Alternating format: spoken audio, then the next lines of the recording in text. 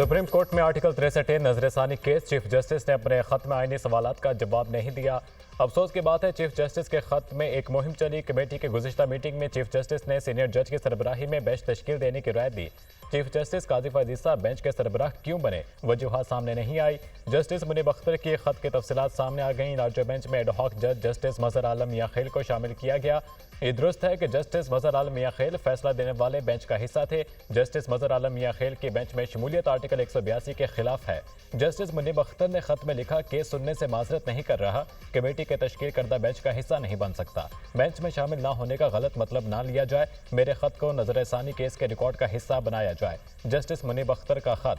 Chief justice का justice Munib Akhtar के खत को अदालत रिकॉर्ड का हिस्सा बनाने से इनकार।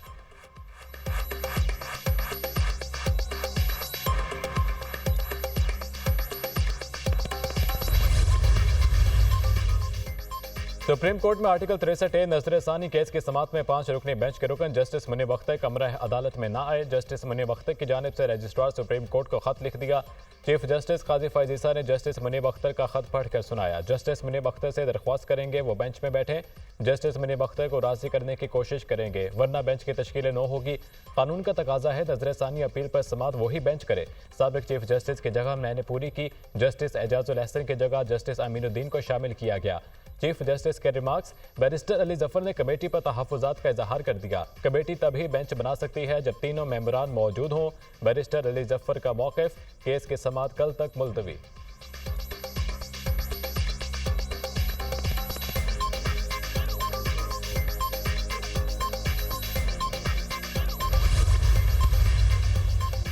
सुप्रीम कोर्ट में आर्टिकल 63 की तशरीह का मामला। बानी पीजीआई के वकील ने बेंच की तश्कील पर एतराज़ उठा दिया। बैरिस्टर अली जफर की सुप्रीम कोर्ट में दरख्वास्त प्रैक्टिस एंड प्रोसीजर कानून के तहत बेंच तश्कील नहीं दिया गया। 3 जजेस के इज्तिमाई तानिश के बाद ही बेंच की तश्कील और मुकदमात की समाअत की जा सकती है। ये बात रिकॉर्ड पर मौजूद है कि 23 सितंबर को जस्टिस मंसूर अली शाह ने कमेटी इजलास में शिरकत नहीं की। 2 जजेस के फैसले को 3 रुकनी कमेटी का फैसला करार नहीं दिया जा सकता। दरख्वास्त में मौक़िफ़। मीडिया से गुफ्तगू करते हुए अली जफर ने कहा, 5 के बजाय 4 जजेस अदालत में बैठे तो हमने एतराज़ उठाया। बेंच की तश्कील दुरुस्त नहीं थी। 2 मेंबर्स 3 मेंबर्स के फैसले नहीं कर सकते। कल नए बेंच की तश्कील का भी फैसला होगा। हॉर्स ट्रेडिंग को खत्म करने के लिए आर्टिकल 63A बनाया गया था। आईनी बहरान के हल के लिए पूरी सुप्रीम कोर्ट को बैठकर फैसला करना होगा।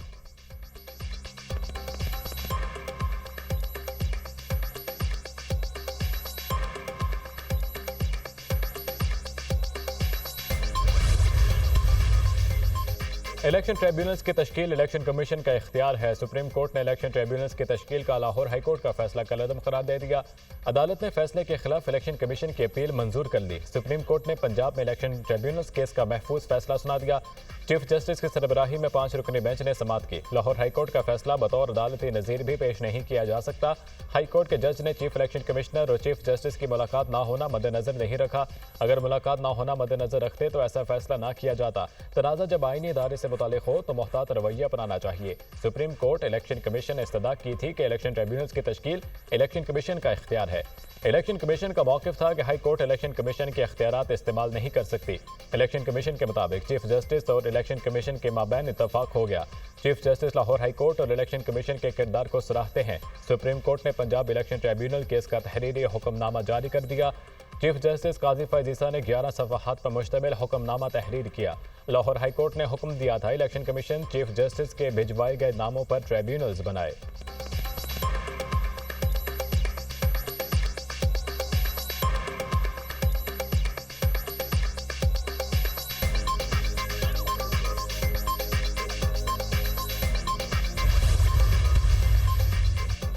बलूचिस्तान से सौतेलों जैसा सलूक हो रहा है जैसे बलूचिस्तान चल रहा है, ये नाइंसाफ़ी है। मौसमियाती तब्दीली से निमटने के लिए दुनिया भर में आवाज़ उठाई। सैलाब मुतासरीन की बहाली हमारी अव्वलीन तरजीह है। 2022 से विफाक ने एक भी घर नहीं बनाया। विफाक और सूबाई हुकूमतें सैलाब मुतासरीन के मसले को संजीदा लें। Chairman peoples party Bilawal Bhutto का तकरीब से खिताब। सैलाब मुतासरीन में चेक तकसीम किए।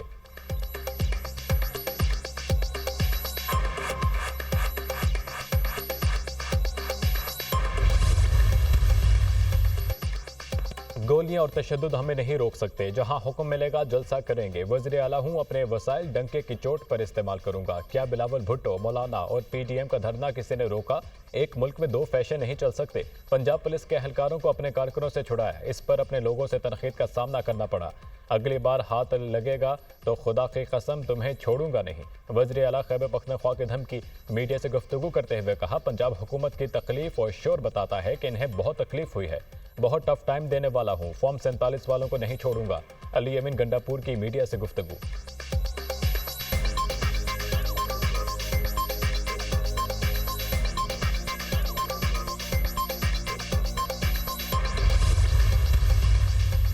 तोशाखाना 2 केस में बानी पीटीआई और बुशरा बीबी की दरख्वास्त जमानत खारिज। बानी पीटीआई और बुशरा बीबी पर 2 अक्टूबर को फर्द जुर्म आयद की जाएगी।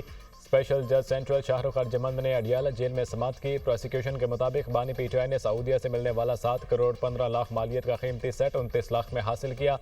एफआईए ने फॉरेन ऑफिस के जरिए सऊदीया से बलगारी सेट की असल कीमत हासिल कर ली। बानी पीटीआई और उनकी अहलिया के खिलाफ नाकाबिल तरदीद सबूत हैं। वकील सफाई सलमान सफदर ने दलाइल दिए। तोशाखाना 2 केस पहले रेफरेंस से मिलता जुलता केस है। पहले और इस रेफरेंस में एक जैसे इल्जामात, एक जैसे वादा मुआफ गवाह हैं। एक तोशाखाना के 2 मुकदमात कैसे बन सकते हैं? नैब तरमीम बहाली फैसले के बाद इस केस को खत्म होना चाहिए।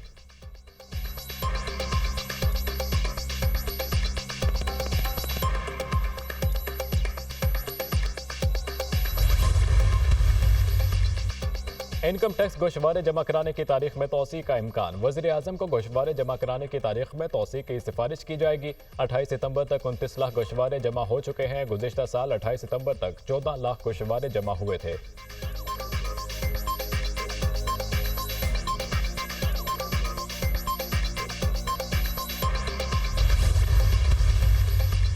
कराची कार साथ हादसा केस। इंसदाद मनशियात केस में मुलजिमा नताशा की जमानत मंजूर। सिंध हाई कोर्ट का मुलजिमा नताशा को 10 लाख रुपए के मचल के जमा कराने का हुक्म।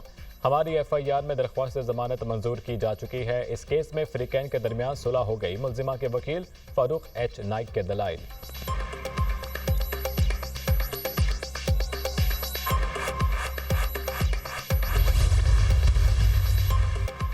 इसराइली फौज ने यमन में भी जंग का महाज खोल दिया। रासत ईसा और हदीदा बंदरगाहों पर बमबारी। 4 शहरी जाम भाग। तेल की तंसीबात और पावर स्टेशन में आग भड़क उठी। गजा में भी सिहोनी फौज के हमले। मजीद 32 फलस्तीनी जाम शहादत नोश कर गए। गजा में शहदा की मजमूई तादाद 41,600 हो गई। मशरिक़ वसता में बड़ी जंग को रोकना होगा। सीज फायर के लिए इसराइली वज़ीर आज़म से बात करूंगा। अमेरिकी सदर जो बाइडन का बयान।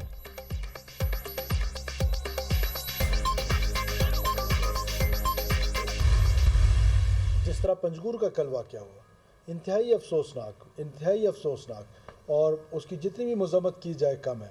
अब एक सॉफ्ट टारगेट है, अब जाके उनको बेदर्दी के साथ कत्ल कर देते। ये कैसे ऐसे बलूचिस्तान आज़ाद होगा? ये कैसे बलूचिस्तान बलोचों की आप खिदमत कर रहे हैं? ये कैसे बलूचिस्तान की खिदमत है? खून की होली खेल कर, वायलेंस के ज़रिए, जहाँ पर आम बलोच, आम नौजवान जो बेचारा स्टेट से दूर है और उसको स्टेट से दूर किया जा रहा है, उसको गले लगाएंगे और जिसने आर्म्स उठाए हुए हैं उनके साथ उन्हीं तरह निपटेंगे जिस तरह वो हमसे निपट रहे हैं। बलोचिस्तान में किसी मिलिट्री ऑपरेशन की जरूरत नहीं। मजदूरों को कत्ल करना बलोचिस्तान की कौन सी खिदमत है? पंजगूर वाक़े की जितनी मजम्मत की जाए कम है। मासूम लोगों के खून से होली खेलना अफसोसनाक है। बलोचिस्तान के मासूम लोगों को वर्गलाया जाता है। झूठे प्रोपेगेंडे के जरिए नौजवानों को रियासत के सामने खड़ा किया गया।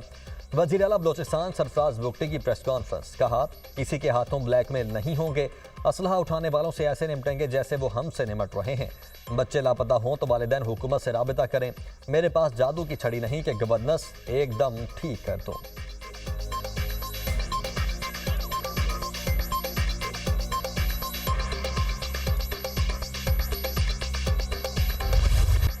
इसराइल की लिबनान में वहशियाना बमबारी। बैरूत में रिहायशी इमारत भी निशाना। एक ही दिन में 216 हमले। हिजबुल्लाह के 3 कमांडर समेत 105 अफराद शहीद, 359 जख्मी। शुहदा और जख्मियों में बच्चे और खवातीन भी शामिल। हिजबुल्लाह के रॉकेट हमले शिमाली इसराइल कमांड हेडक्वार्टर को निशाना बनाया। मकबूजा इलाकों में इमारतों में आग भड़क उठी। इसराइली हमले में शहीद हसन नसरुल्लाह का जस्ते खाकी मिल गया। जिस्म पर जख्म का निशान नहीं। नमाज जनाजा गैर मुय्यना मुद्दत तक मुलतवी। हसन नसरुल्लाह के ठिकाने का पता ईरानी जासूस ने बताया। फ्रांसीसी अखबार का दावा, हमले में पासदाराना इनकलाब के सीनियर जनरल अब्बास नील फरोशान और हिजबुल्लाह कमांडर शेख नबील समेत 20 रहनुमा भी मारे गए। इसराइली हमलों से ग़िज़ाई बहरान शिद्दत इख्तियार कर गया। लिबनान में 20 लाख अफराद नकल मकानी पर मजबूर। अक़वाम मुत्तहिदा का लिबनान की मौजूदा सूरत हाल पर तशवीश का इजहार।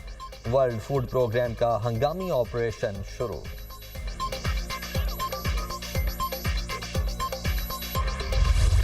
इसराइली फौज ने यमन में भी जंग का महाज खोल दिया। रास, सीसा और हुदैदा बंदरगाहों पर बमबारी, 4 शहरी जाम बहक, तेल की तंसीबात और पावर स्टेशन में आग भड़क उठी।